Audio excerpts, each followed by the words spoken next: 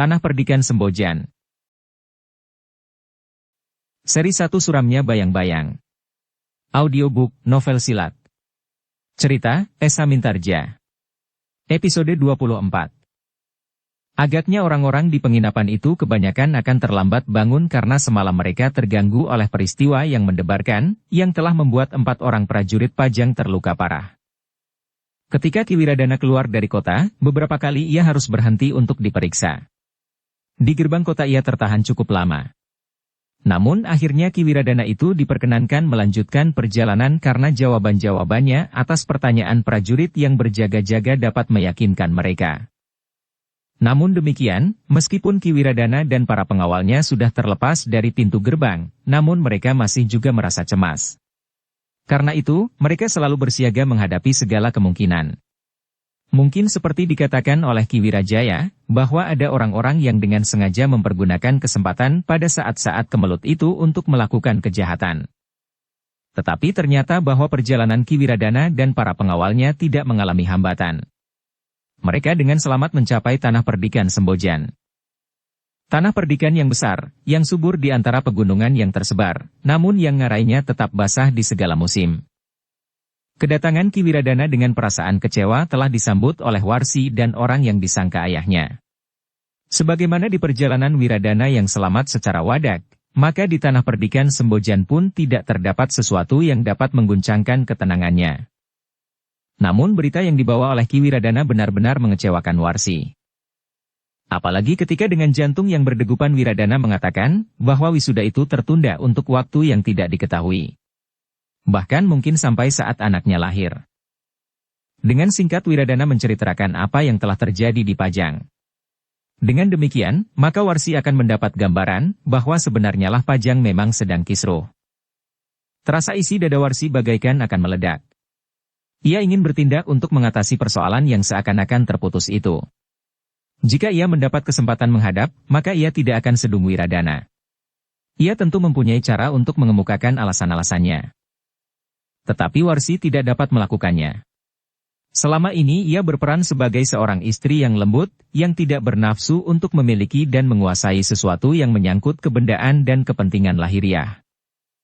Untuk beberapa saat Warsi berusaha menahan dirinya. Baru kemudian ia berkata, "Sudahlah Kakang. Jangan dirisaukan. Kakang memang dapat mengusahakan jalan yang manapun juga. Tetapi jangan terlalu memaksa diri." Ki Wiradana termangu-mangu sejenak. Namun ia pun kemudian menjawab. "Tetapi apakah aku dapat menunggu sampai waktu yang tidak ditentukan itu Warsi? Dan apakah aku harus menemukan benda yang menjadi syarat wisuda itu, sementara aku sudah mencari di segala sudut rumah ini, tetapi aku tidak menemukannya?" "Kakang masih terlalu letih," berkata Warsi. "Kita akan dapat memikirkannya kemudian. Sekarang sebaiknya Kakang beristirahat dahulu. Selanjutnya, persoalan Kakang jangan terpancang kepada hari wisuda itu saja. Tetapi pergolakan yang terjadi antara Demak dan Jipang itu ternyata telah bergema sampai ke Pajang. Mungkin sebentar lagi akan menjalar ke Tanah Perdikan ini." Ki Wiradana mengangguk-angguk. Sebagaimana biasa, ia menganggap bahwa istrinya benar-benar berniat baik. Istrinya berusaha untuk membuatnya menjadi tenang dari kegelisahannya. Sementara itu orang yang disebut sebagai ayah Warsi itu pun berkata pula, "Bukankah kita masih mempunyai waktu? Kita akan dapat memikirkannya dengan tenang. Memang sebaiknya kau beristirahat saja dahulu. Agaknya persoalan yang akan kau hadapi di Tanah Perdikan ini akan berkembang menjadi semakin banyak.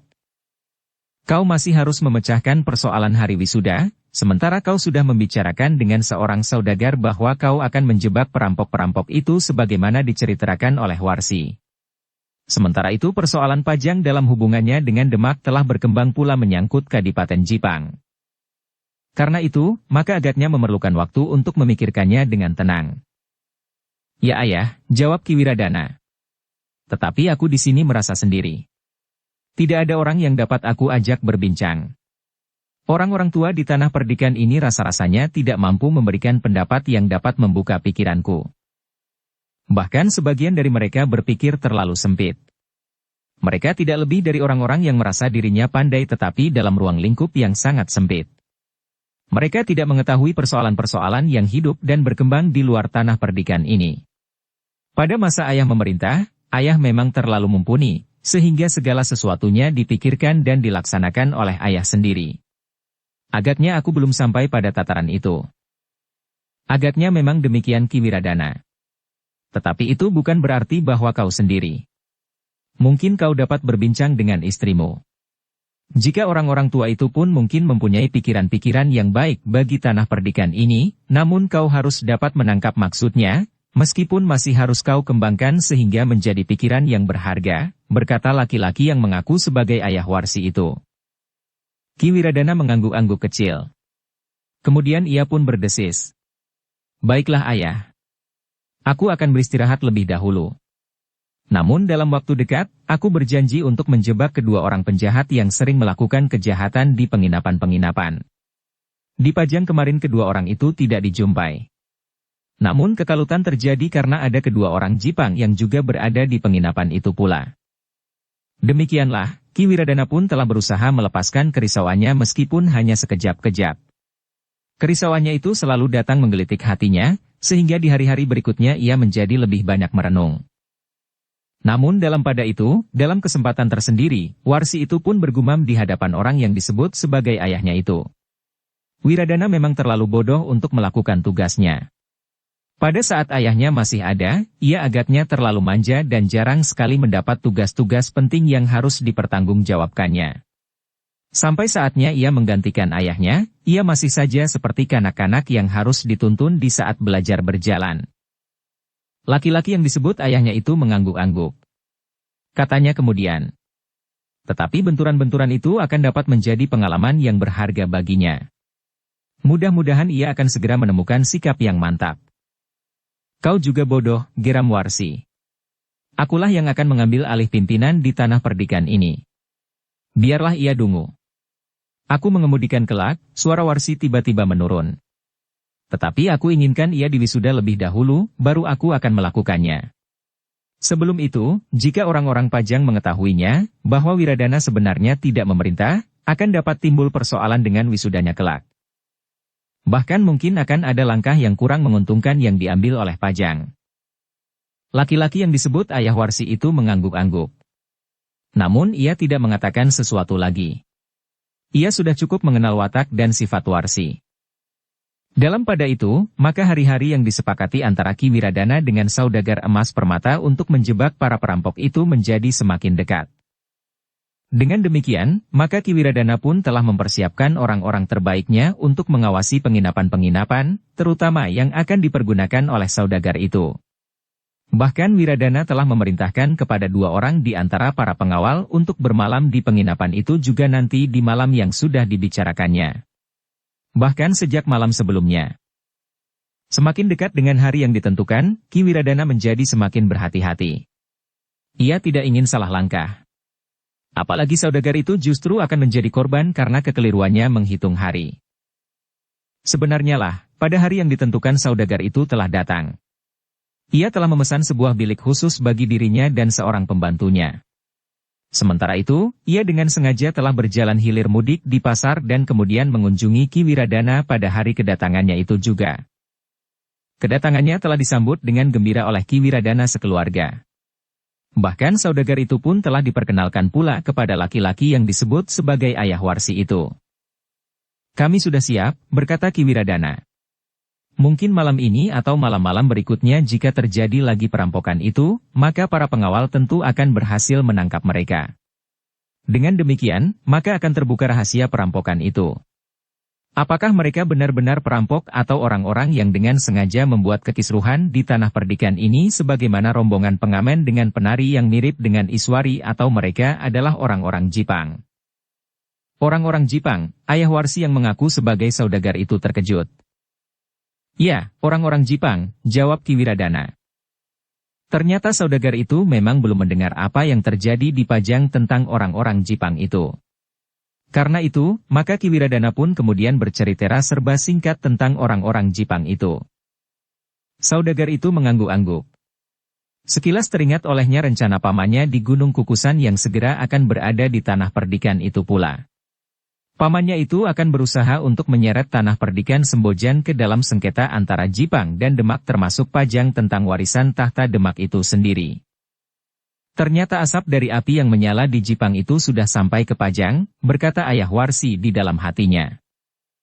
Tetapi ia tidak ingin mendahului keterangan pamannya tentang persoalan yang menyangkut hubungan tanah perdikan Sembojan dengan Jipang. Biarlah pamannya itu mengatakannya langsung kepada Ki Wiradana. Namun dari Ki Wiradana pula Ayah Warsi yang mengaku sebagai saudagar itu mendengar bahwa kedudukannya masih belum dikukuhkan. Persoalannya berkait dengan kesibukan Adipati Pajang karena pergolakan yang terjadi di Demak. Apalagi kemudian meluas sampai ke Jipang. Tetapi pada suatu saat Ki Wiradana tentu akan menemukan satu jalan keluar yang barangkali memadai, berkata Ayah Warsi yang menyatakan dirinya sebagai seorang saudagar itu. Mudah-mudahan Ki Saudagar, jawab Ki Wiradana. Namun persoalan itu rasa-rasanya telah membuat hatiku menjadi pepat. Sudah barang tentu. Namun karena Ki Wiradana sekarang sudah memangku jabatan Kepala Tanah Perdikan, maka seharusnya bahwa perhatian Ki Wiradana tidak boleh terampas hanya oleh satu persoalan saja, berkata Ayah Warsi itu. Apalagi kita sudah mempersiapkan sebuah jebakan dan aku sudah menyediakan diri menjadi umpannya. Mudah-mudahan jebakan itu akan berhasil. Mudah-mudahan, desis Ki Wiradana. Namun sementara itu, ketika Ki Wiradana beberapa saat meninggalkan Warsi menemui saudagar itu bersama orang yang mengaku sebagai ayahnya, maka Ayah Warsi yang sebenarnya itu pun berkata, "Kakekmu akan bersedia datang." "Syukur ayah," jawab Warsi gembira. "Tetapi sampai saat ini kakek itu belum tampak. Bukankah kakek itu akan ayah persilakan datang mendahului ayah? Ternyata ia lebih suka datang kemudian setelah aku memberitahukannya kepadamu. Mungkin ia memerlukan bantuanmu untuk mengatur orang-orang kita yang terlibat ke dalam permainan ini, agar kakekmu tidak salah sebut. Juga terhadap orang yang disebut sebagai ayahmu itu," berkata Ayah Warsi. Warsi mengangguk-angguk. Desisnya. "Jadi kapan kakek akan datang?" "Mungkin besok atau lusa," jawab Ayah Warsi yang mengaku sebagai saudagar itu. Namun kemudian katanya, "Tetapi di samping memenuhi undanganku, kakekmu juga mempunyai kepentingan tersendiri." "Kepentingan apa?" bertanya Warsi. "Ia ternyata terlibat dalam kemelut antara Jipang dan Demak." "Kakekmu adalah pengikut Arya Penangsang yang setia," berkata Ayah Warsi itu. Warsi mengerutkan keningnya. Namun ketajaman penggeraitannya telah menunjukkan kepadanya arah pembicaraannya dengan ayahnya itu. Bahkan hampir di luar sadarnya ia berkata, "Ayah, apakah kakek ingin melibatkan Sembojan dalam persoalan ini?" Ayahnya mengerutkan keningnya. Namun kemudian katanya, "Biarlah kakekmu sendiri besok menjelaskannya." Warsi mengangguk-angguk. Desisnya. "Menarik sekali. Nampaknya Pajang sudah tidak memperhatikan lagi keadaan tanah perdikan ini dengan mempersulit persoalan. Jika Pajang tidak mempersulit, apakah susahnya melakukan wisuda itu? Kami sendirilah yang mengadakan persiapan dan kemudian menyelenggarakan upacara. Semua biaya dan tenaga, kami sendirilah yang menanggungnya. Mereka, orang-orang Pajang itu tinggal datang dan mengucapkan beberapa kalimat pengukuhan saja. Tidak ada kesulitan meskipun Pajang sedang sibuk. Pengukuhan itu dapat berlangsung dalam waktu 1 hari. Seandainya Adipati Pajang sendiri tidak dapat datang, maka ia dapat menugaskan salah seorang pemimpin pemerintahan, mungkin yang disebut Tumenggung Wirajaya itu untuk datang, asal ia membawa pertanda kuasa Adipati Pajang. Maka selesailah persoalannya." Ayah Warsi mengangguk-angguk. Katanya, "Baiklah, kau menunggu kakekmu. Hari ini atau besok aku masih menjadi umpan untuk memancing perampok itu. Hati-hatilah ayah. Meskipun Kakang Wiradana sudah menyiapkan pengawal, tetapi mungkin terjadi sesuatu di luar perhitungan kita," pesan Warsi. Untuk beberapa lama Ayah Warsi yang dikenal oleh Wiradana sebagai saudagar itu masih berada di rumahnya. Namun beberapa lama kemudian ia pun minta diri untuk pergi ke penginapan. Ki Wiradana yang kemudian menemuinya pula, telah mengantarkannya sampai ke regol halaman. Seperti Warsi ia berpesan, "Hati-hatilah Ki Saudagar. Mereka adalah orang-orang yang licik dan tidak segan-segan mempergunakan segala cara untuk melakukan usahanya yang kotor itu." Ayah Warsi itu tersenyum. Katanya, Aku tidak akan melakukan kesalahan untuk kedua kalinya. Demikian orang itu meninggalkan rumahnya, maka lewat seorang pengawal Ki Wiradana telah memerintahkan mereka yang mendapat tugas khusus mengawasi penginapan yang terutama dipergunakan oleh saudagar itu untuk bersiaga. 1 atau 2 orang harus mengawasi terus kemana saudagar itu pergi. Siang apalagi malam. Karena perampok-perampok itu tidak memilih waktu, berkata Ki Wiradana. Ternyata Ki Wiradana sendiri sudah mengalami dirampok di siang hari justru di jalan yang terhitung ramai. Malam yang kemudian turun adalah malam yang tegang bagi tanah perdikan Sembojan, terutama di Padukuhan Induk.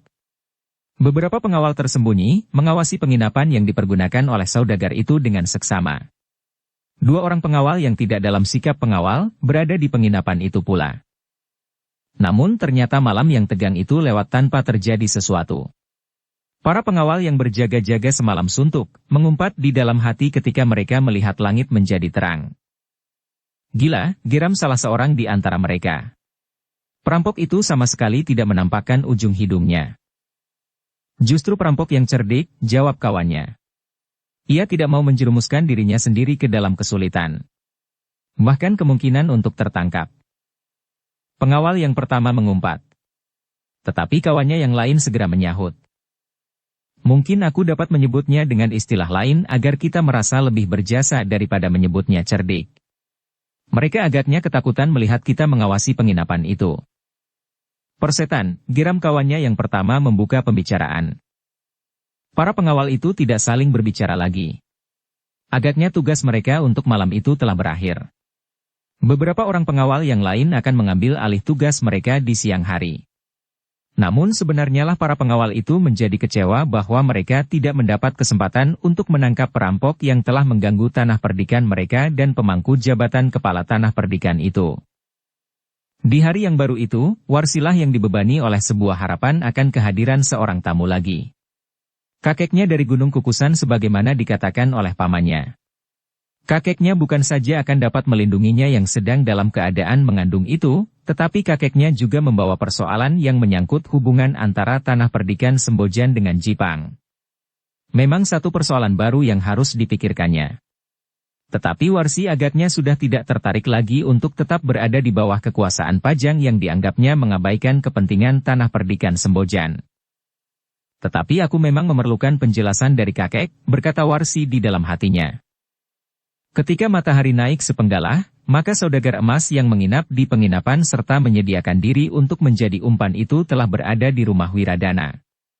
Dengan nada kesal ia berkata, "Semalam aku menunggu. Ternyata perampok licik itu tidak datang. Aku pun hampir tidak tidur semalam," sahut Ki Wiradana. "Aku selalu hilir mudik antara gardu di Regol dan bilik pembaringan. Tetapi sampai hampir pagi aku tidak mendengar suara isyarat apapun juga." Saudagar itu mengangguk-angguk. Sementara itu pembicaraan mereka masih berkisar kepada usaha mereka menjebak perampok-perampok itu. Dukung channel Novel Silat dengan subscribe, follow, like, komen dan share. Namun dalam pada itu, seorang tamu telah datang ke rumah itu. Seorang yang rambutnya telah memutih dan wajahnya telah dipenuhi oleh garis-garis umur. Namun demikian tubuhnya masih nampak tegap kekar dalam ketuaannya. "Kakek," tiba-tiba saja Warsi berlari menghambur, lalu. "Silahkan kakek." Orang tua itu mengangguk-angguk. Wajahnya nampak terang dan tatapan matanya bagaikan bersinar oleh nyala api kemauan yang membara di dalam dadanya. "Ini rumahmu Warsi?" bertanya orang tua itu. "Bagus sekali." "Ya, kakek." "Marilah. Inilah Kakang Wiradana, suamiku." Warsi mempersilahkan. Orang tua itu melangkah masuk. Wiradana pun kemudian menyambutnya dengan penuh hormat. "Aku adalah Wiradana kakek." "Kau adalah cucuku," desis orang tua itu. "Ini adalah kakekku Kakang. Ayah dari ibuku." Warsi memperkenalkan. "Marilah kakek, silahkan." Wiradana pun mempersilahkan pula. "Hari ini ayah juga berada di sini kakek," berkata Warsi. "Oh, begitu. Kebetulan sekali. Sudah lama aku tidak bertemu dengan ayahmu," jawab orang tua itu. Sekilas orang tua itu memandang ayah Warsi yang mengaku sebagai saudagar itu. Tetapi ia sudah tahu bahwa yang disebut ayah oleh Warsi itu justru orang lain. Ketika Warsi datang bersama orang yang disebutnya ayahnya itu, kakeknya mengumpat di dalam hati.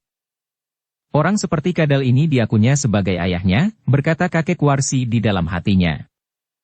Namun ia pun menanggapi kehadirannya sebagai ia menanggapi kedatangan menantunya. Pertemuan itu pun rasa-rasanya menjadi akrab. Bahkan saudagar itu pun telah terlibat pula dalam pembicaraan-pembicaraan yang berkepanjangan tentang diri mereka masing-masing.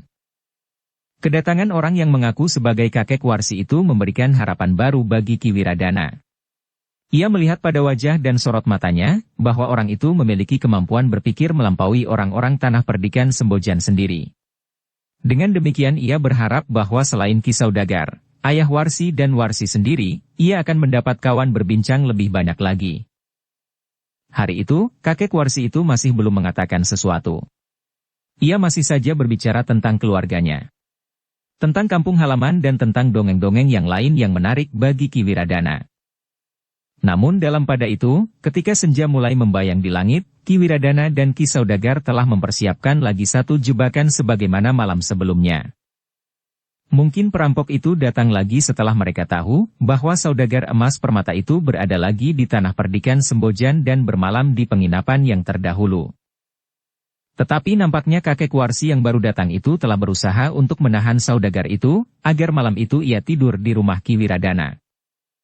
Ada yang ingin aku katakan, berkata orang yang mengaku sebagai kakek Warsi. Kepada siapa? Bertanya saudagar itu. Kepada Ki Wiradana dan istrinya atau kepadaku? Kepada kalian semuanya, berkata orang itu. Dengan demikian maka Ki Saudagar itu pun untuk malam itu telah bermalam di rumah Wiradana. Orang yang mengaku kakek Warsi itu mempunyai persoalan yang akan dibicarakan dengan mereka. Namun ayah Warsi yang mengaku sebagai saudagar itu mengerti apa yang akan dibicarakan oleh pertapa dari Gunung Kemukus itu. Sebenarnya lah malam turun perlahan-lahan di atas tanah perdikan Sembojan. Orang tua yang diperkenalkan Warsi sebagai kakeknya yang bernama Ki Randu Keling, telah memanggil orang-orang yang ingin diajaknya berbicara di ruang dalam termasuk Warsi sendiri. Setelah orang-orang itu berkumpul, dan setelah mereka meneguk minuman panas, maka Ki Randu Keling itu pun berkata, "Aku minta maaf, bahwa aku datang dengan membawa satu persoalan yang barangkali justru akan dapat mengganggu ketenangan Ki Wiradana." Ki Wiradana menjadi berdebar-debar. Namun serba sedikit Warsi sudah dapat menduga, bahwa yang akan dikatakan oleh Ki Randu Keling adalah persoalan tanah perdikan Sembojan dalam hubungannya dengan Pajang dan Jipang. Ki Wiradana yang sama sekali masih belum mengetahui apa yang akan dikatakannya telah mendengarkannya dengan sungguh-sungguh, sementara itu Ki Randu Keling berkata selanjutnya. Ki Wiradana, bukankah Ki Wiradana sudah mengetahui serba sedikit persoalan yang timbul antara Demak, Pajang dan Jipang yang barangkali juga akan menyangkut banyak pihak yang lain? Nah, agaknya aku perlu berbicara serba sedikit tentang hal itu sesuai dengan pengetahuanku. Jika ternyata aku keliru, maka aku mohon dapat diluruskan. Ki Wiradana mengerutkan keningnya. Menilik sikap dan pembicaraannya, maka kakek Warsi itu benar-benar akan berarti baginya untuk membantunya memerintah tanah perdikan Sembojan yang terasa mulai bergejolak karena bermacam-macam sebab. Dalam pada itu, Ki Randu Keling melanjutkan. Tetapi sebelumnya aku mohon Ki Wiradana dapat mempertimbangkan sebaik-baiknya. Jangan terlalu cepat mengambil kesimpulan. Aku tidak berkeberatan di dalam pertemuan ini hadir Ki Saudagar. Mungkin Ki Saudagar yang menurut dugaanku sering melakukan perjalanan ke tempat-tempat yang jauh akan dapat memberikan pertimbangan atas pendapatku. Ki Wiradana menjadi semakin berdebar-debar. Dengan jantung yang terasa berdegupan semakin keras ia mendengarkan Ki Randu Keling berkata selanjutnya. Ki Wiradana, aku sudah mendengar dari Warsi, apa yang terjadi atasmu dengan pengunduran saat-saat kau dikukuhkan karena Pajang sedang sibuk. Sebenarnya hal itu tidak perlu terjadi, karena persoalanmu tidak bersangkut paut dengan persoalan yang terjadi di Demak. Adipati Pajang dapat saja melaksanakan kewajibannya atas Demak dan sekaligus mengukuhkan kedudukanmu. Mungkin Adipati itu memang tidak dapat datang sendiri ke tanah perdikan ini. Tetapi ia dapat memerintahkan orang lain untuk melakukannya. Ki Wiradana mengangguk-angguk. Jawabnya. Ya kakek. Ternyata sikap orang-orang Pajang tidak menguntungkan bagiku. Itu adalah ciri orang-orang Pajang, berkata Ki Randu Keling selanjutnya. Ki Wiradana mengerutkan keningnya. Dengan nada tinggi ia bertanya. Ciri yang bagaimana kakek? Orang-orang Pajang memang orang-orang yang bekerja sangat lamban. Bahkan lebih buruk dari itu, orang-orang Pajang termasuk Adipati Hadiwijaya, selalu menunda-nunda pekerjaan yang sebenarnya dapat diselesaikan dalam waktu singkat. Bahkan kadang-kadang ada saja alasan yang sebenarnya tidak masuk akal untuk memperlambat pekerjaan mereka. Bukan sekadar karena orang-orang Pajang adalah orang-orang yang malas, tetapi ada perasaan dengki terhadap keberhasilan seseorang. Mereka lebih senang melihat Ki Wiradana dalam keadaan terkatung-katung daripada Ki Wiradana dengan mantap menjadi seorang kepala tanah perdikan, berkata Ki Randu Keling. Ki Wiradana mengangguk-angguk. Katanya, pantas. Ada saja alasan Ki Tumenggung Wirajaya. Nampaknya Ki Tumenggung adalah seorang yang ramah, dan dengan ikhlas ingin membantu mempermudah penyelesaian persoalan pengukuhan ini. Tetapi agaknya benar juga pendapat kakek. Semua orang Pajang memang bekerja dengan lamban, berpura-pura dan tidak jujur. Tepat, jawab Ki Randu Keling. Coba, ingat-ingat apa saja yang pernah dilakukan oleh Ki Tumenggung itu. Ia nampaknya baik sekali terhadapku kakek. Tetapi ia telah mempersulit pengukuhan ini dengan alasan yang agaknya memang dibuat-buat. Ia memaksa untuk menemukan sebuah bandul dan rantainya yang sampai saat ini hilang sepeninggalan ayah. Menurut keterangan Ki Tumenggung, bandul emas yang bertatahkan gambar kepala seekor burung elang itu merupakan syarat bagi wisudaku sebagai kepala tanah perdikan Sembojan. Karena itu, Ki Tumenggung minta aku mencarinya sambil menunggu kesempatan setelah persoalan Kangjeng Adipati Pajang dapat diselesaikan, jawab Ki Wiradana. Nah, bukankah sudah nyata, berkata Ki Randu Keling. Sebenarnya syarat itu tidak perlu sama sekali. Siapakah yang meragukan bahwa Ki Wiradana adalah anak Ki Gede Sembojan yang terbunuh itu? Jika orang-orang Pajang tidak ingin mempersulit keadaan, maka pengukuhan itu dapat saja dilakukan tanpa pertanda itu dan tidak usah menunggu persoalan dengan Demak selesai. Ki Wiradana mengangguk-angguk. Ia sependapat dengan Ki Randu Keling. Karena itu, ia menjadi semakin kecewa terhadap sikap orang-orang Pajang. Bahkan Adipati Pajang sendiri. Karena ia pun telah langsung menghadapnya, namun ia tidak berhasil mendapatkan ketetapan waktu sebelum anaknya lahir. Namun demikian, apakah yang dapat diperbuatnya, karena tanah perdikan Sembojan termasuk daerah kekuasaan Adipati Pajang. Segala keputusan hanya dapat diberikan oleh Pajang bagaimanapun bunyinya. Dalam pada itu, ayah Warsi yang menyebut dirinya sebagai saudagar emas permata itu pun berkata, Ki Randu Keling. Aku adalah seorang pedagang keliling yang pernah mendatangi berbagai kota, termasuk Jipang, Pajang dan Demak. Sebenarnya lah pemerintahan di Pajang adalah pemerintahan yang paling buruk dibandingkan dengan kadipaten lain. Terutama Jipang. Jipang memiliki seorang adipati yang terampil terengginas. Cepat bertindak dan tidak terlalu memikirkan persoalan-persoalan kecil yang tidak berarti. Seandainya persoalan Ki Wiradana ini terjadi di Jipang, maka aku kira segala sesuatunya tentu sudah mendapat penyelesaian sewajarnya. Ya, sahut Ki Randu Keling.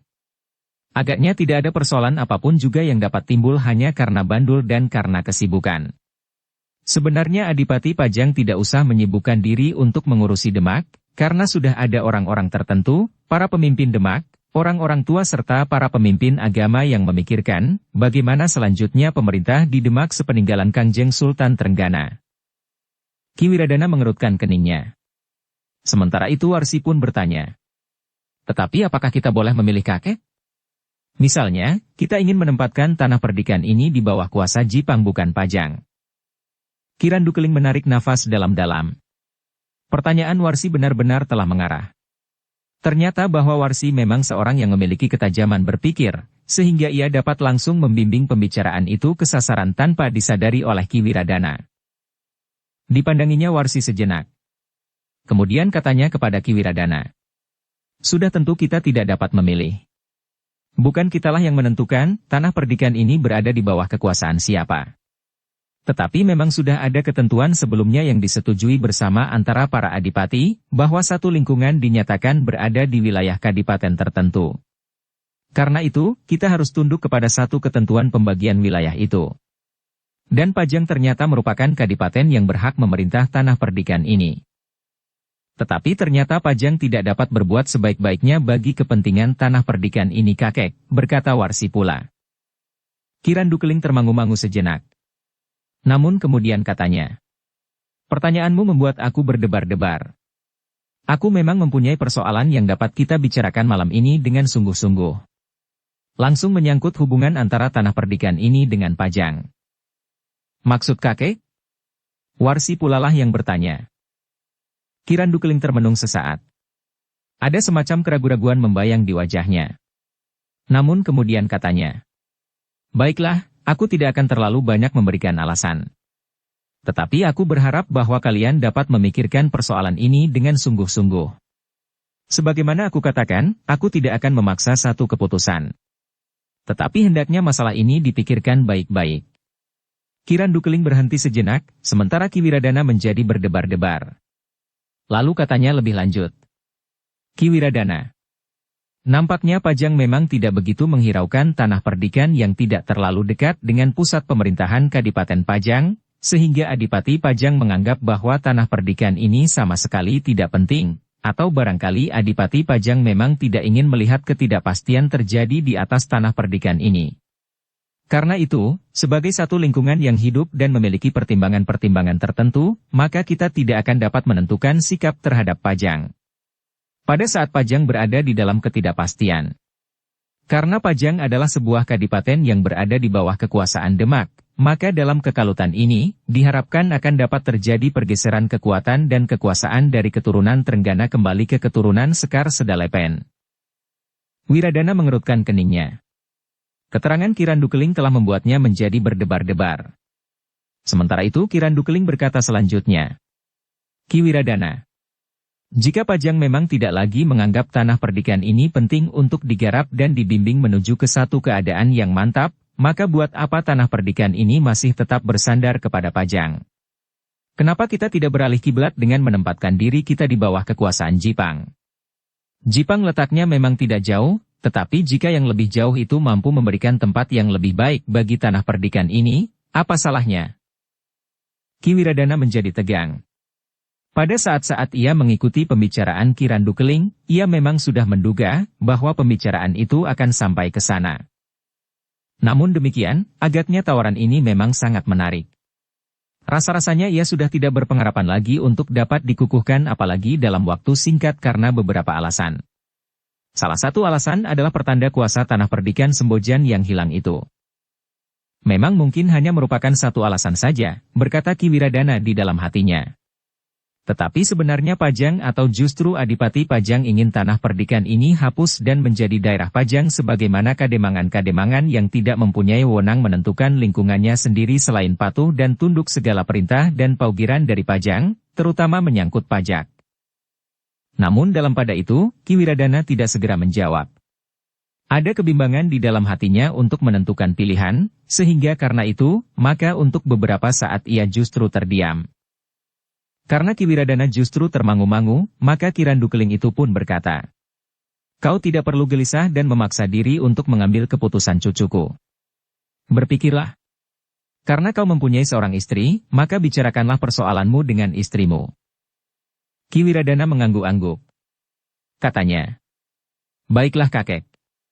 Aku akan mencoba merenungkan. Mungkin dalam waktu singkat kami, maksudku aku dan istriku sudah akan dapat mengambil keputusan. Pertimbangkan keputusanmu baik-baik, karena persoalannya menyangkut bukan saja kau berdua, tetapi seisi tanah perdikan ini," berkata kakek itu pula. Lalu, selebihnya Jipang letaknya lebih jauh dari Pajang. Karena itu dalam beberapa hal, tanah perdikan ini akan mendapat lebih banyak kebebasan. Jipang tidak akan sempat membuat perhitungan sampai yang sekecil-kecilnya mengenai perkembangan tanah perdikan ini, juga dalam hal perhitungan pajak. Apalagi sampai saat ini adalah sebuah kadipaten yang kaya raya, sehingga hal-hal seperti itu tidak akan banyak mendapat perhatian. Ki Wiradana mengangguk-angguk. Tetapi ia memang tidak ingin mengambil keputusan. Ia akan membuat pertimbangan-pertimbangan sesuai dengan keterangan-keterangan yang didengarnya dari kakek Warsi dan dari Ki Saudagar. Dalam pada itu, ketika malam menjadi larut, maka orang-orang yang berbincang itu pun merasa telah cukup. Mereka pun kemudian dipersilakan beristirahat di bilik-bilik yang sudah disediakan. Saudagar emas itu pun bermalam pula di rumah Ki Wiradana sebagaimana pernah dilakukannya sebelumnya. Namun, ketika malam menjadi sepi, dan para tamu Ki Wiradana sudah berada di balik bilik masing-masing, maka Ki Wiradana masih duduk di ruang dalam bersama istrinya. "Warsi," berkata Ki Wiradana kemudian. "Kita sudah mendengar keterangan kakek tentang kemungkinan-kemungkinan yang dapat kita lakukan. Bagaimana menurut pendapatmu?" "Segalanya terserah saja kepada Kakang," berkata Warsi sambil menunduk. "Mana yang baik bagi Kakang, aku merasa akan baik juga bagiku. Tetapi persoalan ini adalah persoalan yang gawat Warsi. Bukan saja menyangkut aku dan kau, tetapi menyangkut tanah perdikan ini. Jika aku mengambil keputusan untuk menghindari kekuasaan Pajang dan menyatukan diri dengan Jipang, maka ada beberapa kemungkinan dapat terjadi. Mungkin Pajang akan datang untuk menghukum tanah perdikan ini, menangkap aku dan bahkan mungkin keluargaku. Kemudian merampas tanah perdikan ini untuk selama-lamanya," berkata Wiradana dengan sungguh-sungguh. "Tetapi jika kita tidak bergabung dengan Jipang seperti yang dikatakan oleh kakekmu itu, nasib tanah perdikan ini agaknya lambat laun juga akan sama saja. Tetapi sudah barang tentu tidak akan terjadi kekerasan sebagaimana jika kita dengan serta-merta memisahkan diri dari Pajang. Sebab dengan demikian kita akan dapat disebut sebagai pemberontak." Warsi menarik nafas dalam-dalam. Ia sendiri berada dalam kebimbangan. Selama ini ia adalah istri yang penurut, yang tidak banyak memberikan pendapat selain menurut saja, meskipun dengan cara lain, cara yang sangat lembut selalu memberikan tekanan yang tidak terlawan oleh Wiradana. "Apakah aku dapat memberikan pendapatku dengan cara yang selama ini aku pergunakan?" Pertanyaan itu mulai bergetar di hatinya.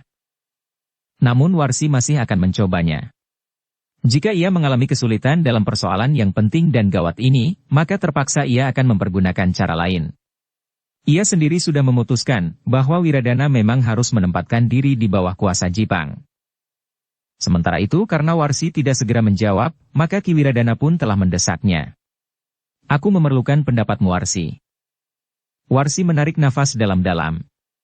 Katanya, "Aku hanya seorang istri Kakang. Segala sesuatunya memang terserah kepadamu. Apa yang baik bagimu, tentu akan baik juga bagiku. Karena itu, barangkali Kakang dapat berbicara sekali lagi dengan kakek. Kakang dapat minta pendapatnya. Apa yang sebaiknya kita lakukan di tanah perdikan ini? Namun sebenarnya lah aku kasihan melihat keadaanmu Kakang. Meskipun aku kurang mengerti, tetapi rasa-rasanya orang-orang Pajang itu telah menganggap bahwa mereka dapat berbuat sesuka hatinya terhadapmu. Sebagai seorang istri aku hanya dapat merasakan sebagaimana kau rasakan. Sementara ini aku pun mengerti bahwa kau tidak lagi menghormati Pajang sebagaimana sebelumnya.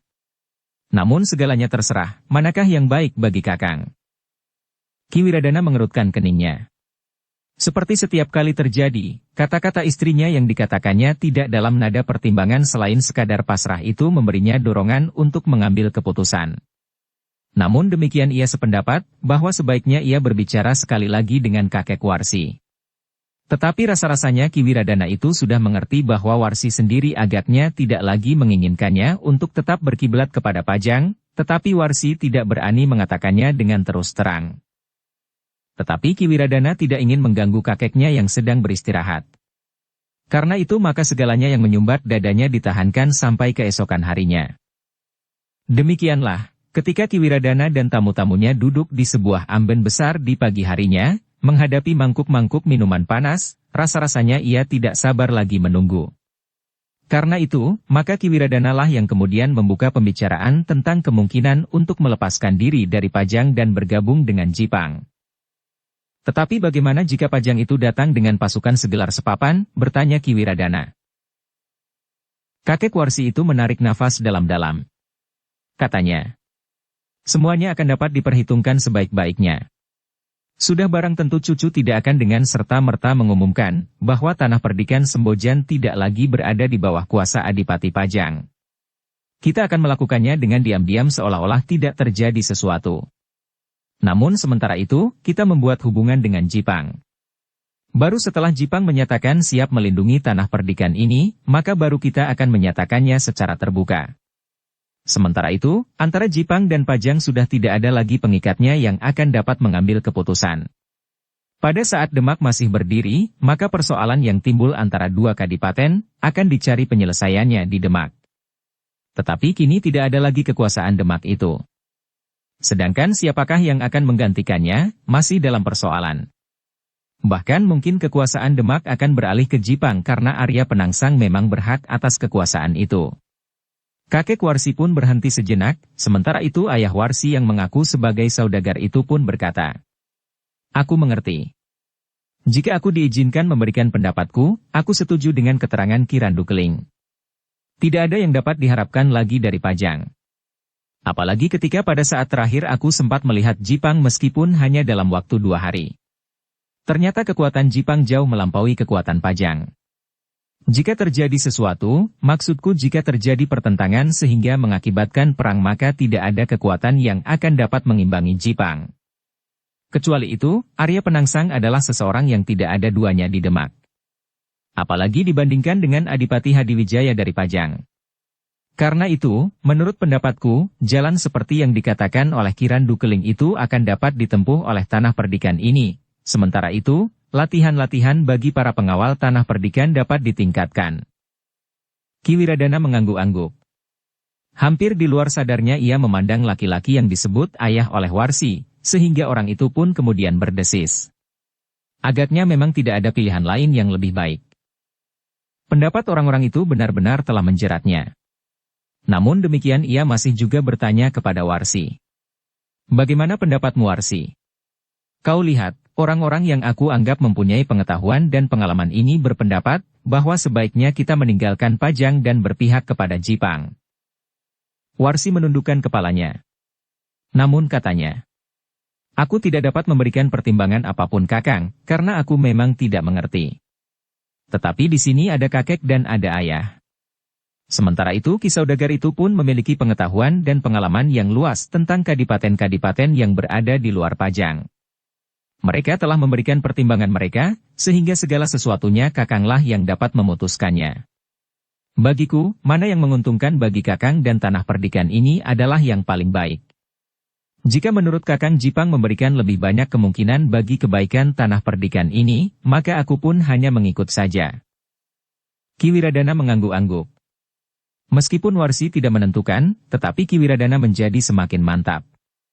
Karena itu maka katanya, "Kakek, jika pertimbangan kakek dan ayah demikian, diperkuat oleh keterangan Ki Saudagar, maka aku pun tidak mempunyai pilihan lain. Tetapi dengan keterangan bahwa perpindahan kiblat itu tidak akan menimbulkan kesulitan bagi Tanah Perdikan ini jika Pajang menggunakan kekerasan. Aku akan membantu cucu," berkata Ki Randu Keling. "Aku mempunyai hubungan dengan orang-orang Jipang. Aku akan minta kepada mereka untuk melindungi Tanah Perdikan ini. Sementara itu para pengawal Tanah Perdikan ini sendiri harus mendapat latihan-latihan yang sungguh-sungguh. Pada saatnya Pajang tidak akan berani mengirimkan pasukannya keluar, jika mereka merasa terancam oleh pasukan Jipang." "Tetapi Jipang letaknya cukup jauh kakek," berkata Wiradana. "Tetapi Jipang dapat mengirimkan pasukannya segelar sepapan mendekati Pajang. Maka Pajang akan selalu merasa terancam bahaya," berkata kakeknya. Wiradana mengangguk-angguk. Agaknya kakeknya tidak asal saja mengutarakan pendapatnya. Tetapi ia pun mempunyai pertimbangan-pertimbangan berdasarkan nalar. Sementara itu kakeknya berkata, "Jipang harus menempatkan pasukannya di sebelah barat Pajang agar perhatian mereka selalu tertuju ke barat, tidak ke timur." Dengan demikian, pemangku jabatan Kepala Tanah Perdikan Sembojan itu telah mengambil satu keputusan. Namun keputusan itu akan tetap merupakan rahasia sampai saatnya Tanah Perdikan Sembojan mampu menghadapi kemungkinan Pajang mempergunakan kekerasan dengan bantuan Jipang. Baru kemudian Tanah Perdikan Sembojan akan menengadah wajahnya sambil berkata, "Pajang, aku tidak memerlukan pengukuhanmu. Aku dapat berdiri tanpa Pajang." Dalam pada itu, kakek Warsi itu pun kemudian berkata, "Jika kau sudah bulat Wiradana, maka biarlah aku segera mulai dengan langkah-langkah berikutnya. Tetapi aku berpesan kepada semuanya yang mendengar keputusan ini untuk tetap merahasiakannya. Kau juga Warsi. Kau tidak boleh lupa membicarakannya jika kau sedang berkumpul dengan perempuan-perempuan lain. Tidak seorang pun boleh mengetahuinya." "Baik kakek," jawab Warsi. "Aku akan selalu mengingatkannya." Sementara ini segalanya dapat berjalan sebagaimana biasanya. Tidak ada perubahan-perubahan yang boleh nampak, berkata Kirandu Keling selanjutnya. Iya, berkata saudagar. Aku pun akan melanjutkan usahaku menjebak perampok itu. Tetapi bagaimana jika mereka justru orang-orang Jipang, bertanya Wiradana. Tidak apa-apa. Mereka harus ditangkap. Seperti aku katakan, sikap kalian tidak boleh berubah dengan serta-merta, sahut Kirandu Keling. Ki Wiradana mengangguk-angguk. Namun ia berharap bahwa keadaan tanah perdikan Sembojan akan menjadi lebih baik. Menurut ingatannya, sejak ayahnya menjadi kepala tanah perdikan di Sembojan, Pajang memang tidak pernah memberikan bimbingan apapun juga. Diserahkannya segala sesuatunya kepada ayahnya untuk mengerjakan. Namun pada saat-saat tertentu, Pajang menghendaki tanah perdikan Sembojan membayar pajak berwujud apa saja yang dapat diserahkan. Bukan saja hasil bumi dan ternak, tetapi juga uang. Sehingga dengan demikian, maka menurut penglihatan Ki Wiradana kemudian setelah ia mendapat keterangan dari kakek Warsi, Pajang hanya dapat memeras tanpa dapat memberikan apa-apa. Ternyata keputusan Ki Wiradana itu ditanggapi dengan sungguh-sungguh oleh Kirandu Keling. Sebagai pengikut Arya Penangsang yang setia, maka ia tidak mau kehilangan kesempatan itu. Laporan tentang sikap Ki Wiradana itu harus segera sampai kepada para pimpinan di Jipang, terutama Patih Mantahun. Namun sebelum kakek Warsi itu berada di tanah perdikan Sembojan, ia memang sudah berhubungan dengan petugas sandi dari Jipang. Orang itu harus berada pula di Sembojan dan pada suatu saat harus menemuinya. Sebenarnya lah ketika Kirandu Keling itu pada satu pagi yang cerah berjalan-jalan di jalan bulak di antara tanaman padi yang subur, seseorang telah berjalan pula searah di belakangnya. Namun orang itu berjalan lebih cepat, sehingga semakin lama jarak di antara keduanya semakin dekat. Ketika orang itu kemudian berada 3 langkah di belakang Kirandu Keling, maka orang itu bergumam. Apakah aku berbicara dengan Kirandu Keling? Kirandu Keling berpaling. Dilihatnya seorang laki-laki muda berwajah cerah. Laki-laki yang bertubuh tegap kekar, namun sama sekali tidak menunjukkan sifat dan tingkah laku yang garang. Kirandu Keling menarik nafas dalam-dalam. Katanya, "Kau Rangga Gupita." Laki-laki muda itu tersenyum. Katanya, "Aku mengikuti Kirandu Keling dari ujung bulak ini." "Sejak kapan kau berada di tanah perdikan ini?" bertanya Kirandu Keling. Sesuai dengan pesan Kirandu Keling, jawab laki-laki yang disebut Rangga Gupita. "Baiklah. Aku memang memerlukan kau segera," berkata Kirandu Keling. "Kau akan bersamaku ke rumah Ki Wiradana.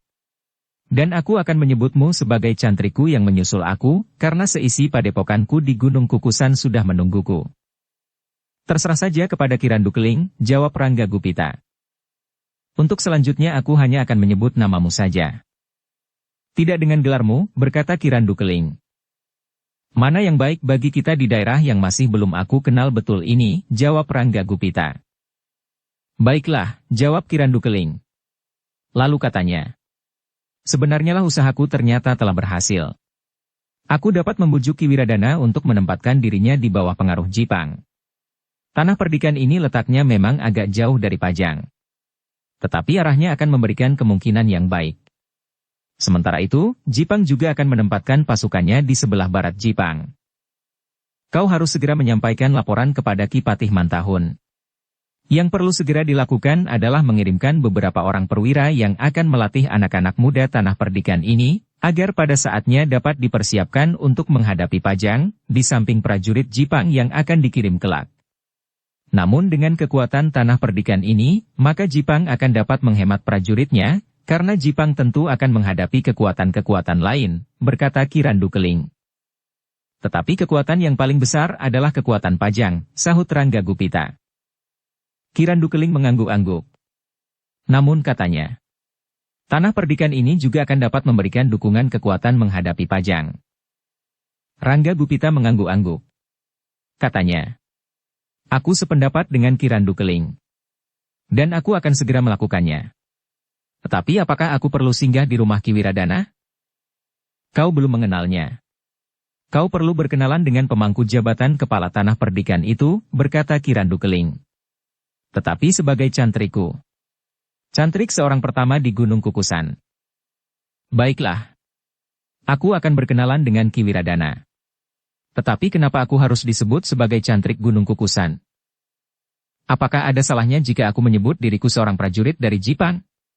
Atau barangkali lebih lengkap lagi bahwa aku berada di sini dalam tugas sandi, berkata Rangga Gupita. Kita masih belum yakin akan sikap Ki Wiradana. Nampaknya memang masih belum mantap. Tetapi untuk sementara kau dapat menyebut dirimu cantrik Gunung Kukusan. Pada saatnya nanti kau akan mengatakan yang sebenarnya, jawab Ki Randukeling.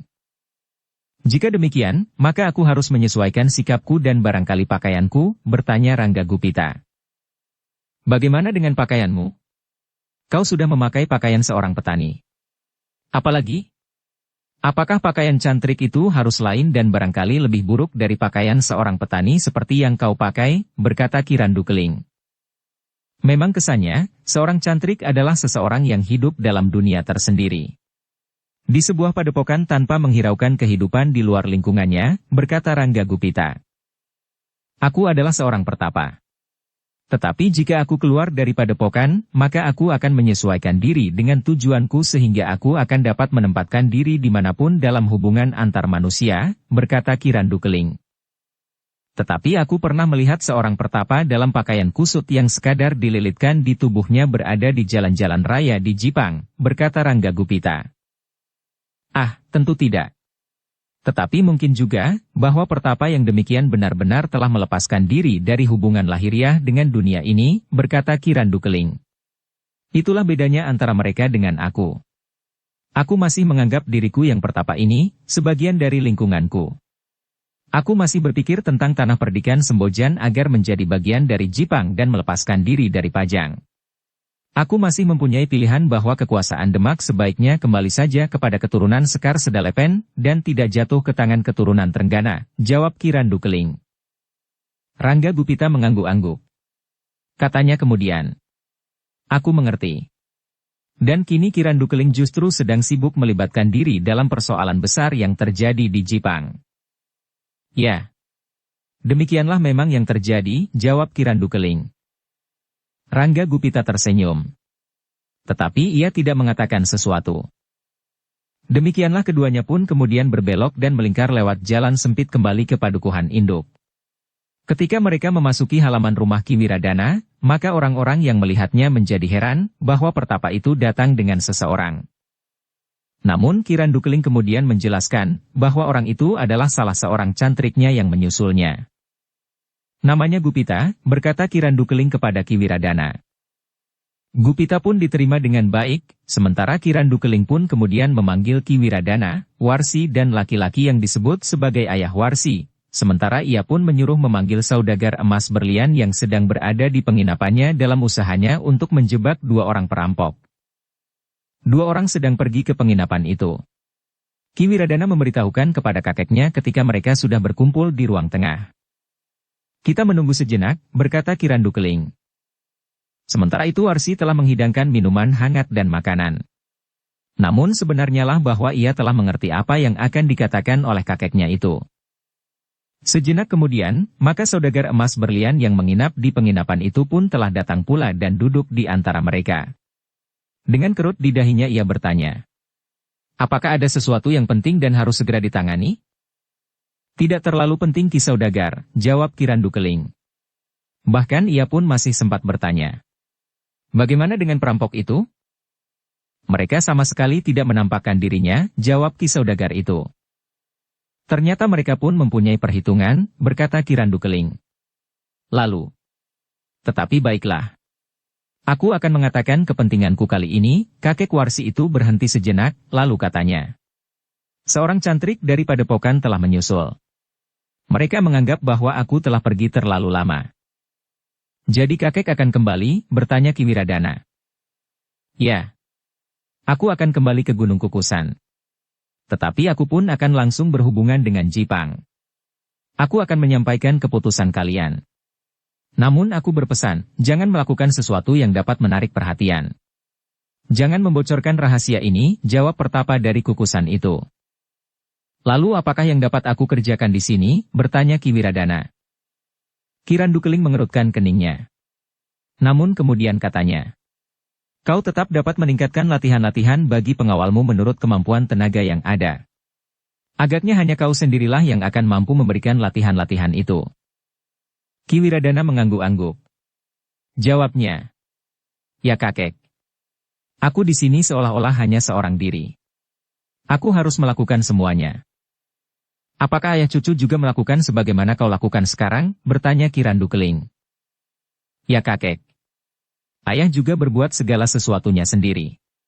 Ada beberapa pengawal kepercayaannya. Tetapi kemampuan dan ilmunya tidak lebih baik dari yang kita lihat sekarang, jawab Ki Wiradana.